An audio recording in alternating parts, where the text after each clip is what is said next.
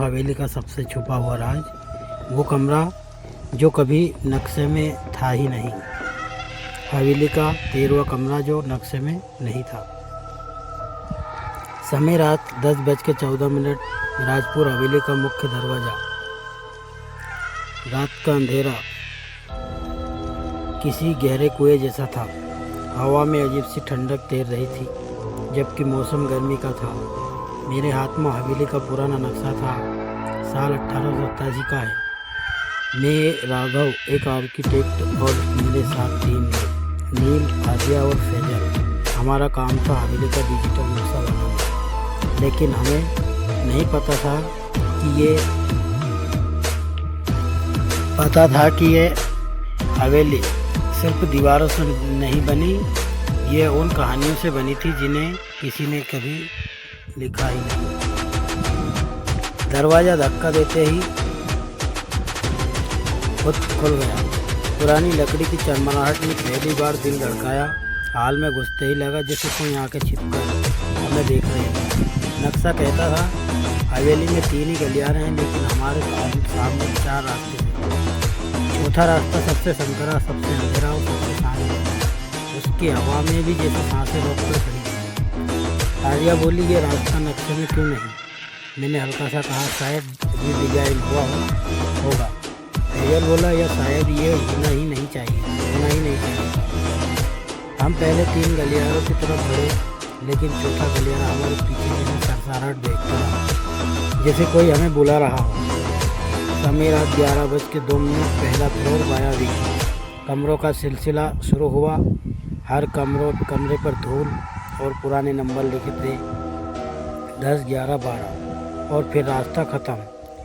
लेकिन नील की टार्च दाईं दीवार पर गई और धूल हटते ही नंबर चमका 13। कोई दरवाज़ा नहीं था, सिर्फ ईंटों की मजबूत दीवार, लेकिन नंबर ऐसे लिखा था जैसे किसी ने नाखून से उकेरा। नीचे छोटे अक्षरों में लिखा था, मत खोलना। आर्या फुसफुसाई, अगर दरवाज़ा था तो क्यों बंद किया गया? मैंने नक्शा दिखाया, उसमें इस जगह के लिए खाली जगह नहीं थी। नील बोला, भाई ये जगह नक्शे से मिटाई गई है। फैजल धीरे से बोला, क्यों? इस कमरे में क्या था? दीवार से हल्की सी ठंडी हवा बाहर आई। दरवाजे ना होने के बावजूद हवा अंदर से आ रही थी। समय रात 11:44। पहला बार हम सब चुप रहे, लेकिन सच्चाई छुपी रही। ये मन को मंजूर नहीं था। मैंने हथौड़ा उठाया और दीवार पर हल्का वार किया। ठक। ईंटें पुरानी थी, पर अंदर से आवाज़ अलग आई, खोखली। दूसरा वार, ठक। तीसरे वार पर दीवार अंदर की तरफ झटकी, जैसे किसी ने भीतर से धक्का मारा। नील कांपकर बोला, भाई अंदर कोई है। एक छोटा छेद बन चुका था और उस छेद से हमें सबसे पहले चीज दिखाई दी, एक लड़की का पैर, सफ़ेद, स्थिर, बिल्कुल हिलता तक नहीं। आर्या चीख पड़ी। मेरा दिल जैसे जम गया। फैजल की रिकॉर्डिंग चीखों जैसी आवाज़ें पकड़ने लगी। चौथा वार, पूरी ईंटों की कतार टूटकर गिर गई। समय रात 12:03। कमरा नंबर 13 अंदर से खुलता है। कमरा अंदर से बहुत लंबा था, किसी तहखाने जैसा। हवा भारी, गंध भरी, जैसे किसी ने इस कमरे को समय के साथ दफना दिया हो। दीवारों पर नाखूनों से खर्ची हुई इबादतें थी। मैं नहीं चाहती थी, मुझे रोशनी चाहिए। वो रात फिर आएगी, मुझे बाहर निकालो। और एक सबसे बड़ा वाक्य, मैं 13वीं नहीं बनना चाहती थी। आर्या ने धीरे से कहा, 13वीं कौन? तभी नील के टार्च ने कमरे के बीच में किसी आकृति को पकड़ा। वो लड़की थी। समय रात 12:09। वो लड़की, वो धीरे धीरे सामने आई। सफ़ेद ड्रेस, फूल और समय में लिपटी, बाल बिखरे, आँखें काली, इतनी काली कि पुतली का नहीं। उसके पाँव जमीन को छू नहीं रहे थे, बस हवा में मंद तैरते हुए। उसने शांत आवाज़ में कहा, तुम लोग मेरा कमरा कैसे ढूंढे? ये नक्शे में नहीं है। मेरा गला सूख गया। मैंने कांपते स्वर में कहा, हम हवेली का नक्शा बना रहे हैं। वो मुस्कुराई नहीं, बस एक लंबी सांस ली। मेरा नक्शा कभी बना ही नहीं, क्योंकि मैं उन लोगों में गिनी ही नहीं गई। हवा अचानक और ठंडी हो गई। समीर रात 12:21 13वीं राजकुमारी का सच। वो दीवार के पास गई, उंगलियां निशानों पर भिड़ाई। इस हवेली में 12 राजकुमारियाँ थी, मैं 13वीं थी। लेकिन राजा नहीं चाहता था कि दुनिया मुझे जाने, क्योंकि मैं उसकी नहीं, उसकी वकील की बेटी थी। कमरा जैसे सांस ले रहा था, हर दीवार से हल्की हल्की धड़कनें सुनाई दे रही थी। उन्होंने मुझे इस कमरे में बंद कर दिया, बिना खाना, बिना पानी, बिना दिन रात, बिना रात। मैं किसी से कम नहीं थी, पर मेरे लिए एक नंबर भी बहुत था, 13वां।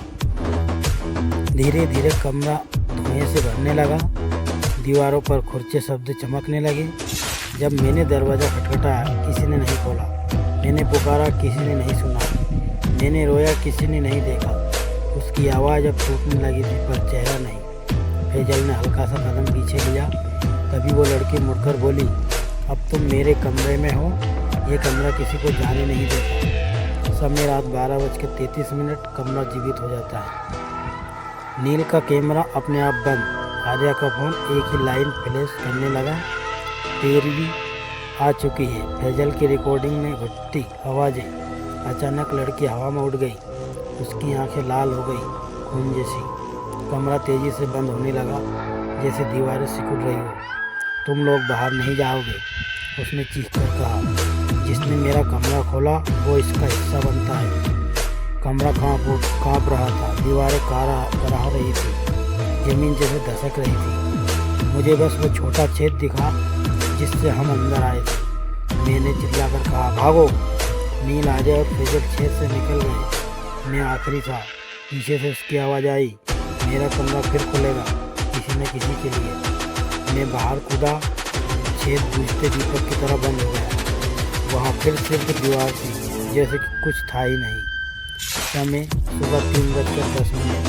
हवेली के बाहर नील का ड्रोन फुटेज पूरी तरह गायब। फैजल की रिकॉर्डिंग में 13 मिनट की दबी थी। आर्या के हाथ पर लाल खरोच, 13 और मेरे नक्शे पर एक नया कमरा जुड़ चुका था। Room 13 never open. नक्शा खुद बदल चुका था, जैसे हवेली अभी गुजरा हो। उस रात समझ आया, कुछ कमरे ईंटों से नहीं, आत्माओं से बनते हैं। उनका नक्शा इंसान नहीं, हवेली खुद बनाता है। अगर आपको ये कहानी पसंद आई हो तो वीडियो को लाइक करें, कमेंट करें और चैनल को सब्सक्राइब करें, क्योंकि ऐसी सच्चाइयाँ हर किसी को नहीं मिलती। धन्यवाद दोस्तों।